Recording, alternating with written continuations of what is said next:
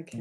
Wonderful. Take it away, Suze. You happy to kick us Thank off? you so much, Shaun. Thank you very much. Well, welcome everybody to the first international event of Engage with DLD, where we're celebrating our collaboration with the DLD Project. I am sitting in Fremantle, Western Australia, and I'd like to pay my respects that I am sitting on the land of the Whadjuk Noongar people and pay my respects to their elders past, present and emerging, and pay my respects to the owners of the land. And we do seem to have an awful lot of people from a lot of different places, which is fabulous. We are going to record this first 30 minutes where we will be doing most of the talking, and then we will be able to put that up on the Engage with DLD website. But the second half will be an open Q&A, and we will not be recording that. We will not have any slides, and we will be encouraging people to chat. So I'd quickly just like to introduce myself.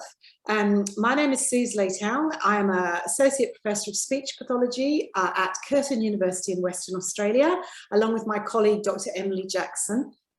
And we joined the Engage with DLD project earlier this year as sort of international group members. I don't know what you'd call us then.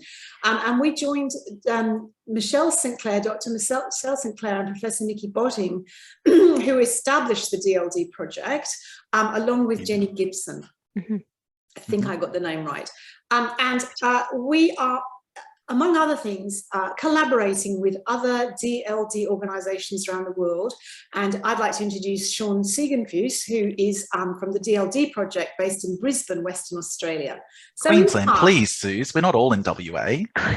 Did I say that? Oh, sorry. What did I say? Brisbane, Queensland. Yes, that's correct. You're not in WA. We'd love to be together, though. That would be fine. I would be happy to do that.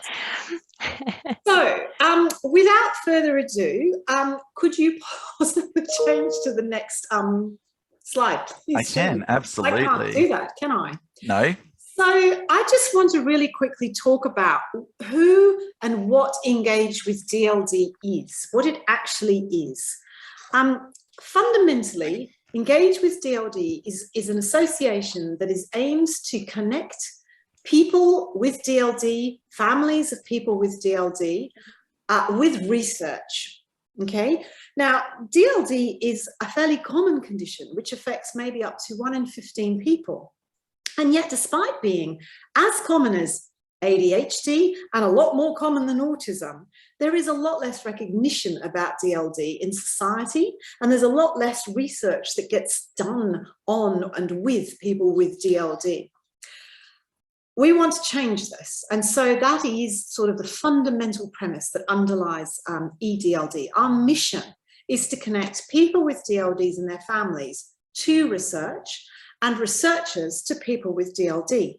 So we try to involve or provide an avenue that people with DLD or families of people with DLD can find a way to actually get involved with the research that's going on, whether that's at participants, whether that's actually having some input into what the research should look like, helping guide what the questions should be, helping interpret outcomes of research. But it's about creating opportunities for people with DLD and their families to actually connect to the research. We're also trying to build strong partnerships with organisations such as the DLD Project to make those connections even stronger. So how do we do this? If you're a person with DLD or a family member of someone under 16 with DLD, you basically can join E-DLD on our website. And what happens when you do that is we ask you to complete some information. So we're actually starting to build a basic research database that's already got nearly 200 people from around the world that have connected into it. So we're beginning to start. Numbers are powerful. The more of us that are out there, the more people that are getting involved, the better the data we've got. Yay, we can actually start to inform policy. We can start to inform practice. The other thing with the database is that when researchers can contact us, so researchers can contact us with their projects, and if they're ethically approved, we will advertise them through our newsletters, through our database. And then you, if you are someone with DLD or have a family member who's got DLD, you can choose whether you want to find out more about that project, and you can choose whether you want to take part in that project. So if you're a researcher who's on our group at the moment, you can also sign up as an E-DLD member. You will also get the research emails, and then you can actually communicate with us. So we're like a networking, we're sort of like a dating agency, I suppose, at one level. I know, Em, I know.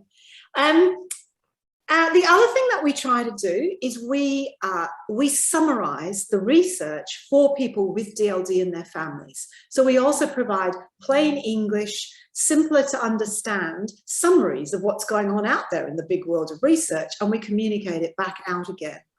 And there may be some other ways we can look to doing that in the next year or two, such as some infographics or some short podcasts, that sort of thing. So, Shaun, would you mind putting up the next slide? Of course. Thank you. Oh, there's always little arrows that are supposed to come up when I was saying all that stuff. Apologies. So, that's fine. I get completely lost. So what's the first thing you can do? Well, if you Google engage with DLD, I'm going to assume that it's likely that many people here already are a member of Engage with DLD. But if you're not, go and have a look at our website. We've got this funky little video that's now come up that explains what we are and what DLD is about.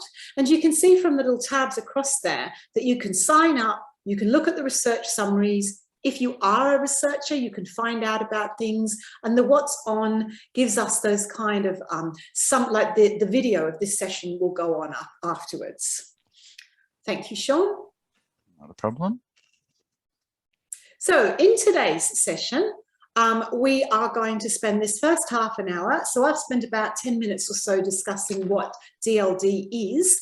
But I'm now going to hand over to Em and Shaun, and I, of course, will not be able to not join in at some times. We're going to talk a little bit about the DLD project, and Shaun's perhaps going to ask us a little bit about the E-DLD. And then we're going to actually pause the recording and open it up to you guys to have a chat with us. So that's when it will be time for your questions, not yet. So Shaun, I don't know whether you'd want to stop sharing.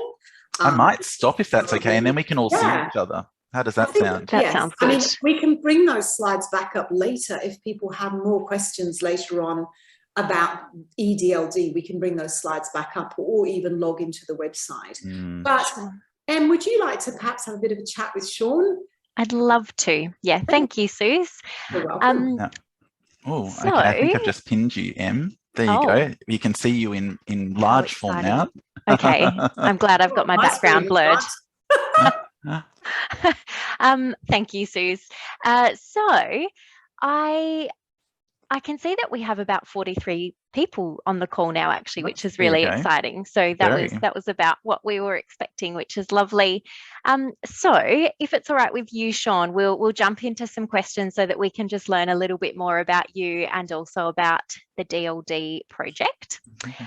So first of all, tell us a little bit about yourself, I suppose. Tell us about your journey to becoming a clinician and also a researcher who works with people with DLD. Yeah, absolutely. So my background is I'm always quite amused by the fact that I had no aspirations to go to uni, let alone become a speech pathologist. I grew up on a farm here in Australia, and I had parents who hadn't completed university, let alone, or high school even. And so it was a really interesting experience when all of a sudden I was thinking about what I might want to do, and went out and observed all of these, opportunities that I could do, and remember seeing a speech pathologist working and thought, my goodness, what a boring job. They blow bubbles and, sit on the floor. It seemed very strange.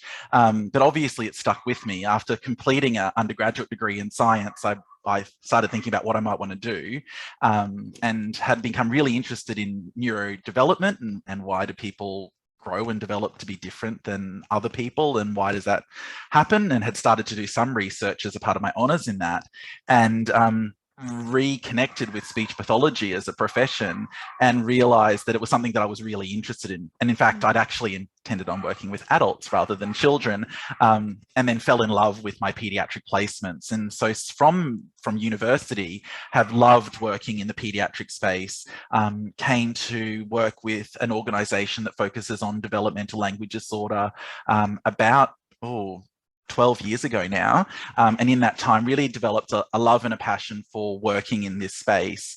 At that time, I was starting to get interested in doing a little bit of research, which I always look back and think why, but it's such an interesting space to be working in clinically that it was made perfect sense to do, to continue and extend into doing some research. So I started my PhD in 2018, looking at the educational needs of children with DLD. And very much it brings together my two passions, which I've got a speech pathology and an education qualification. So to be able to investigate that is lovely. And that's led me into doing some amazing work in schools and research. Yeah, brilliant. So on that note, actually, tell us a little bit about what you're actually researching right now. So you mentioned that you're doing your PhD, but I'm sure you've got lots of things happening in the research space as well. Yeah, there's a few things happening. My main interest at the moment, I'm very excited to say that I've got a systematic review that's about to be published, my first PhD publication, which is lovely, where we actually looked at 44 articles around the educational outcomes of children with DLD, which is always a little bit of a doom and gloom space, despite what we see clinically on the ground that children with DLD can and do succeed in schools when they're given really good support.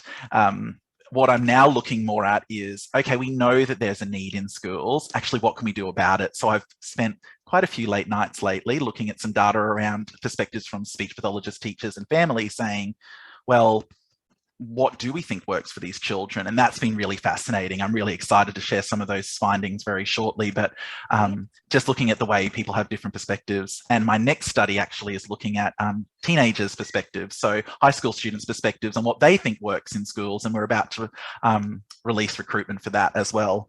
In addition to doing all this DLD work, I've got some projects happening in looking at training for families and also looking at social media and how social media can be used as a very powerful tool for communicating messages around communication.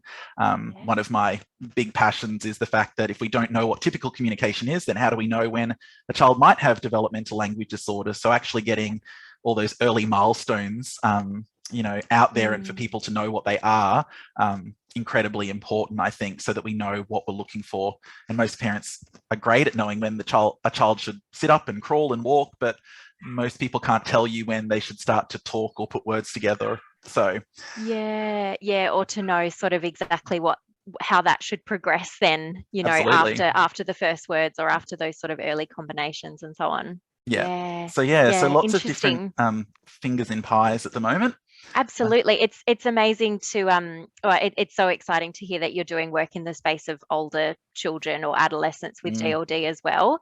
I think there obviously is still such a need to research younger people who have DLD, but certainly for a long time older people and adults with DLD were a little bit more neglected, I think, in the research space. Definitely. And I completely agree. And I think that's something we'd really encourage our audience, that in our database, we are hoping to get more information about older, adults who believe they might have DLD. We're starting to look at a project to try and gather some data to create tools to help adults perhaps identify if they may have a DLD, because we find a lot of people are starting to think, well, maybe my child's been diagnosed. I actually wonder about me now. So I think that's amazing to hear, Shaun. Thank you. And I think absolutely. The big component is, of course, that so often research has taken place without the person's perspective. So it hasn't been a necessarily easy ethical journey to get through to getting that approved, but it's meant that now we can actually include high school students' perspectives on what they think is really effective. And that was really inspired by Parker, who's a young ambassador for DLD here in Australia. He did a podcast with me last year talking about what he thinks should happen in schools. And that really kind of inspired me to think about, well, what do teenagers actually want out of school, and to actually ask them is the most logical thing we can do. So that's where we're going to next. Yeah, that's amazing. I love that element of researching alongside people with DLD, not just researching on them or to them, about them. That's the one. Yeah, absolutely. Awesome. Well, I might ask you a little bit more about DLD project. Maybe, and is that I have to ask, is that one of your puppies in the background? I apologize. I have 2 dachshund puppies, so if you can hear barking in the background, it's we because can. Just a little bit. It's because all over the world. Somebody is not giving them enough love and attention, apparently, according to them. They're very small and very needy. Very needy. Yes. That's amazing. No, it's fine. It's not too bad. Yes. So perhaps if you could just share with us what the main aims are of the DLD project. Yeah, absolutely. So the DLD project really came about because I have the most amazing co-founder, Natalie Turner, who can't be with us this evening. And Nat and I had worked together previously. And often people are surprised because Nat isn't a speech pathologist or a researcher. She's a marketing specialist and a fundraising specialist who really had a bit of a sea change while having her children and started to work alongside me and got really passionate. She's come from cancer research and cancer awareness, and found this love for developmental language disorder. And we'd stopped working together for a period of time, and she rang me at the beginning of the pandemic in 2020 and said, I really feel like I miss working together, but also I feel like there's a need. A lot of what we were seeing was information that had maybe English accent or an American accent, and there wasn't really that Australian flavour coming through. So we wanted to do that, but we wanted to do it differently. We both have come from not-for-profit backgrounds. We've got a lot of experience in terms of working in organisations that have a purpose, and we wanted to have an organisation that had a purpose, and ours is really about providing information, resources and training that is evidence-based around DLD. The key to that was that there's so much that is out there that isn't always accessible and consumable for people. So there is peer-reviewed journal, but it's behind a paywall. There is clinicians who have brilliant experience who are working in their one clinic in one place in the world. There are families who have amazing lived experience that aren't interconnected with other people. So the DLD project is really about breaking down those roadblocks and building a community, a DLD community for Australia. But we've realized that that's extended so much beyond our scope when we have people who actually join our website, join our training from all over the world. So we started by offering professional development for therapists. We thought if therapists understood what DLD was, it's a new term, let's get some consistency happening, then that would have a beautiful flow-on effect. Then families, and looking at how we can best support families by providing access to information. And we're really excited because this year we'll be launching a whole series of teacher materials as well. So there are big key audiences around who are the key stakeholders in this space. One thing that we knew was that we wanted to very much use our profit for purpose. So anytime, and I thank everybody who does choose to do their training or purchase resources from the DLD project, because we pump everything back into developing new materials, new advocacy initiatives and new research initiatives.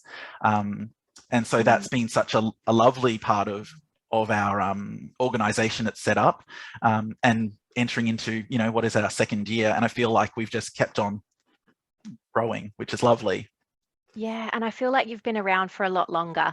If you've firmly established yourselves. Say October 2020 was the day of, it was DLD Awareness Day.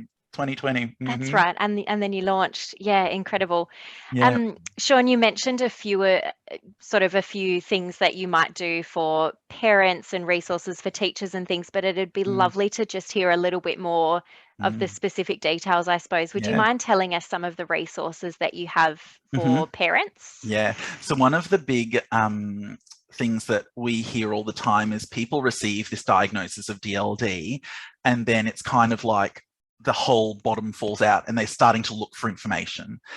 So the first thing we did was we developed a family guide for a DLD diagnosis. It's one that's really just designed at that point where you're grappling for information. Here's 30 minutes of information that's just meant to be digestible and step people through what it is. We've also then developed materials specifically for families because whilst clinicians might be explaining assessment results all the time, parents are often digesting this for the first time. So we actually have a guide for families on how they can actually talk through what their reports mean and how they can best understand them, because a good part of family-centered practice is that the families are at the center of what we do. And if you don't understand the results, then that's not helpful information to make decisions. And the way in which I work very much as a clinician is I'm not the child's parent, you're the child's parent, and it's really important to me that you actually have the information to make an informed decision. Nobody has a baby and then all of a sudden also has a speech pathology degree. We need to support and provide that information as best we can. We also have some materials that are around families being able to produce like a one-page summary of what their child's strengths are, what they need support with, that they can share with their teacher. Often families will say year on year, they have to keep on going back in and re-explaining DLD as their child moves through schooling. So it created an opportunity for some discussion. I've actually just worked with a high school student who's created a video version of his About Me, and he's now sending that as a Dropbox link to all of his specialty teachers in high school, which I think is really cool. That's amazing.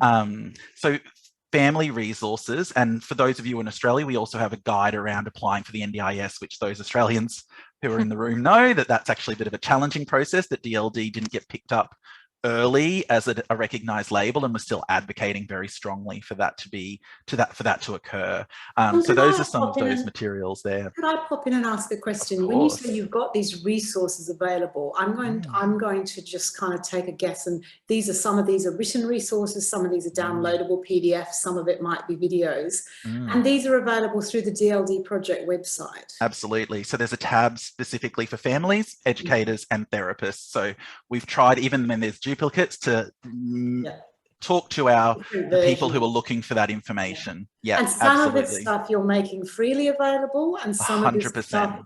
Some of this stuff you can also do a particular workshop or an event, and a lot of these are online, and so there's what I think is wonderful about the DLD project is the sheer amount of free shareable resources that you have put out there that are like tools in a toolbox for a family, for a clinician to use or to adapt. And I think that's just so much in keeping with the aims of the Engage with DLD as well. So that's why we're going to be such a great collaboration.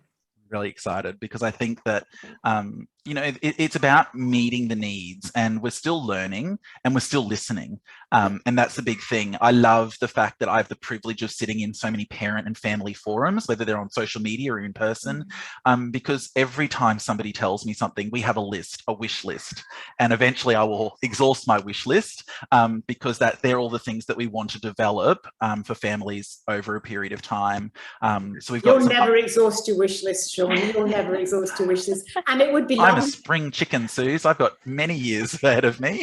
I'm sorry, you'll never. But anyway, but it would be good if in our second half, in our Q&A, that if people do have some ideas or thoughts, love to hear, feel comfortable to either tell us or pop them in the chat function. And so we can take note of that too. And I think that you've just hit on something as well, Suze, that I wanted to highlight, is that often organizations in other conditions, there's a bit of a turf war. People are wanting to compete for the same space. And the reason why I love the fact that we're able to come on board as a collaborator for E-DLD is we can't do what E-DLD does, but we have a platform for amplifying that voice. And that's what we want to keep on doing, is building connections, building relationships. And I was, very fortunate. I already have a lovely relationship with DLD and me and many of the people there in the US and Canada, that this has just fitted so beautifully together to, instead of vying for space, is actually working together to create space, create voice. Yes, we want a national community of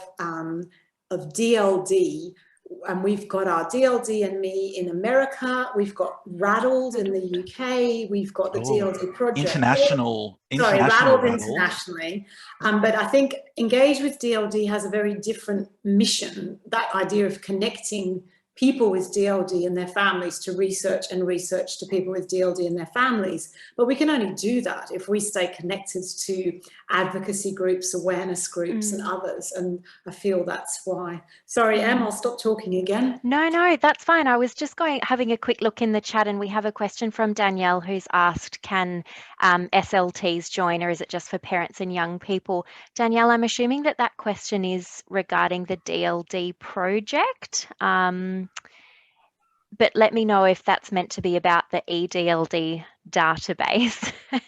Yeah, I was going to say, if it is about the database, I think you can actually sign up for the newsletter, though, if you're not. You can. Yes. No, so Engage with DLD membership can be. Oh, sure. The database. Yeah, I thought that's what you meant. The database is a database. Well, we have a research database of Jasmine. Are you still there? Are you still, Jasmine Horsham? Can I ask you to pop on? Do you feel comfortable popping on? We have, and maybe update us on the numbers. We have a research database that is of people with DLD, children, families, etc. And we collect data on an annual basis. But you can absolutely join E-DLD, whether you're a researcher, a clinician, a parent or whatever, and get the newsletter and stay in touch. But the database itself is the first national and now international database that is collecting an annual snapshot of people with developmental language disorder.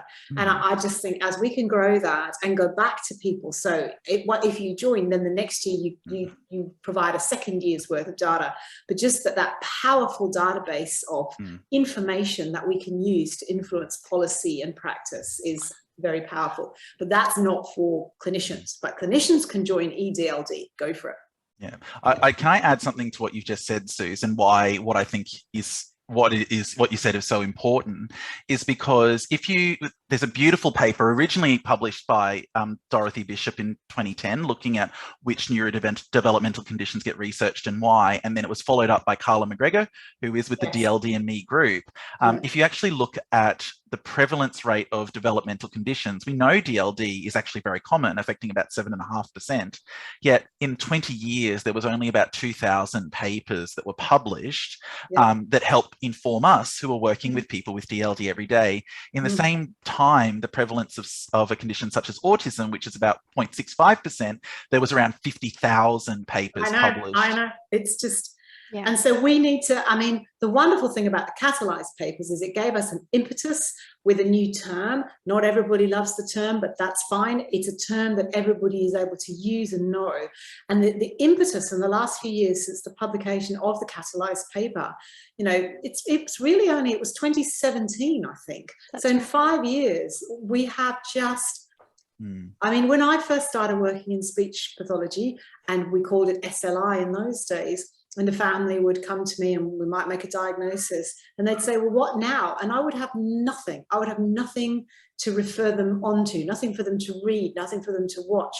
I mean, your podcasts, for example, off the DLD Project and the podcasts that come out of America where people with family members of DLD are being interviewed and speechies are talking to people with DLD, nothing of that was around before. So I think landscape. But you said we only know about that if we can connect people with that information. So when a family first receives a diagnosis or wants to find out more, where do they go?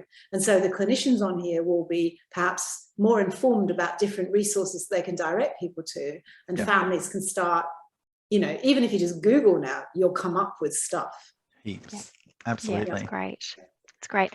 I'm just aware of the time. I was just thinking. And in a couple of minutes, we'll switch over to our Q&A session. So I think I might just kind of ask you to wrap up, I suppose, Shaun, and talk to us about some future thinking, I suppose, if you wanted to share with us some of your maybe hopes for the future of DLD and where we might be going in this space. I mean, I think most people who know me knows that my lifetime aspiration is I'll sit at a coffee shop and I'll hear somebody say DLD and that people might know what it is, and they might actually have that sort of sense of it's a thing. It's, you know, it is highly prevalent, but people with DLD can and do do amazing things. And I think that's something that I feel in the last few years with the neurodiversity movement, with TikTok, with Instagram stories, we're starting to see people share their voices. And I love some of the people with DLD like Sophie Franks and Shelby Ann and others who jump on and share their experiences all the time on social media, because they're the ones that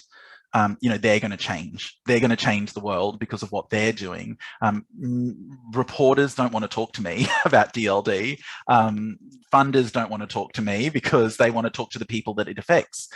So it's actually about building this community of connectedness over years that will mean that we'll start to see real sustainable change. And I feel like nothing says that more than I'll put my rattled hat on here, and having Sunny join as our first rattled ambassador who is a race car driver, a young Canadian woman who's joined our cause. And I just couldn't even envisage that 5 years ago. And we've now got a person who's standing forth, talking about this in their networks, which are so much more powerful than any of the networks I have access to. So I think that that's really amazing to see. So I think as we keep working together and building this, and you get that, it's like, I'm thinking about something like dyslexia, and so people will go, so and so, insert famous name, Jamie Oliver has dyslexia. As we slowly can increase the awareness of that. And it made me think of the recent Bruce Willis publicity as well, where people all of a sudden started hearing about aphasia. There's lots of researchers doing work in the background, and sometimes it just takes the actual public voices to make it come to attention. And I think that the one thing that I would leave everybody with is that that there is actually hope for people with DLD, that even though it feels sometimes very lonely when you're the only person that knows about DLD, whether it's in your school or in your workplace or in your family, and you're trying to explain it to relatives, that the amount of change that's happened with having consistent terminology in 5 years is significant, and we're on this journey together. But what we're also starting to see as we see this change, we're including more people in our research, and we're starting to understand the positives, the things that are going well. There's actually a genuine sense of actually people with DLD can do anything. I've just met a lady who's got a diagnosis of DLD who's doing her PhD. I've met somebody who's doing her early childhood education qualification through TAFE, so she can work in an early childhood setting, which is her dream. But I think that the more we self-limit, that means that we don't have those hopes and aspirations and people telling us we couldn't or shouldn't. I think that is what we're going to see shift. And I really want people to feel like that they have hope for loved ones, and that they have hope for the people they support, because it's through that compassion and the work that we do. Because I became a speech pathologist because I want to help people. I don't want to tell people what they can't do. Too often people with DLD, particularly adults with DLD, will tell me that they've been told they couldn't do things their whole lives. So what would it look like if we change that message, if we change that perspective? I completely agree.